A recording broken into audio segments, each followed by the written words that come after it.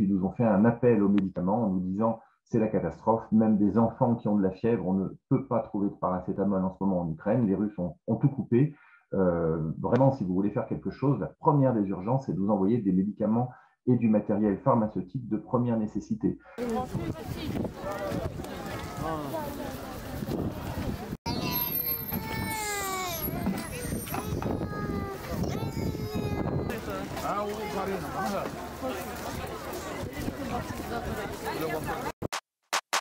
Pour moi, c'était un peu logique d'aider l'Ukraine, alors à mon petit niveau. Donc, il a fallu qu'on s'organise pour mettre en place des réseaux pour pouvoir apporter les dons au niveau des convois qui partent pour l'Ukraine ou pour les pays limitrophes. Et donc, on a récolté tout ce qui était duvet, couverture, hygiène, en envoyant seulement un petit message sur les réseaux. On a envoyé beaucoup de couches pour les bébés, aussi des couches pour les adultes, parce qu'ils en ont aussi besoin.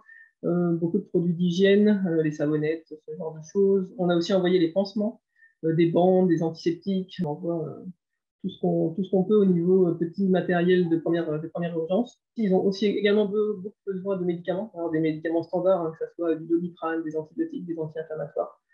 Malheureusement, depuis, on n'a plus le droit de collecter ces médicaments. Ça nous est interdit. Et je trouve que c'est bien dommage qu'en temps de guerre, on ne puisse pas faire une petite exception à cette règle pour pouvoir au moins aider avec des médicaments de première nécessité. Tout a démarré avec un appel au secours de la petite diaspora ukrainienne présente à Tournus. Ils nous ont fait un appel aux médicaments en nous disant c'est la catastrophe, même des enfants qui ont de la fièvre, on ne peut pas trouver de paracétamol en ce moment en Ukraine, les Russes ont tout coupé.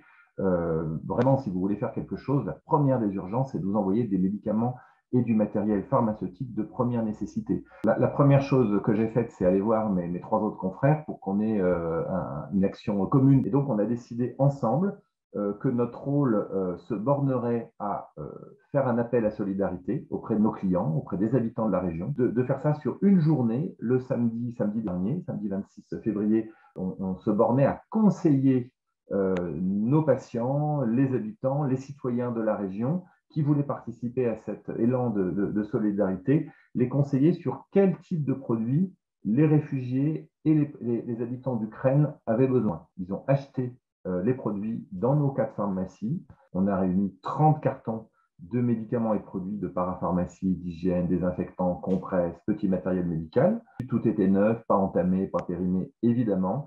Moi, en tant que maire, j'ai fait une lettre de mission à une association ukrainienne qu'on connaît bien et en laquelle on a confiance. On a rempli une camionnette qui est partie et qui est arrivée hier matin en Ukraine. Le chiffre d'affaires qu'on a fait sur cette opération, on va le reverser à PHI, Pharmacie Internationale, qui pourra, elle, acheter des médicaments que nous, on ne pouvait pas produire, des médicaments listés, des morphiniques, des médicaments du trouble de l'hémostase, qui sont aussi, dont les populations ukrainiennes ont besoin, que nous, on ne peut pas faire.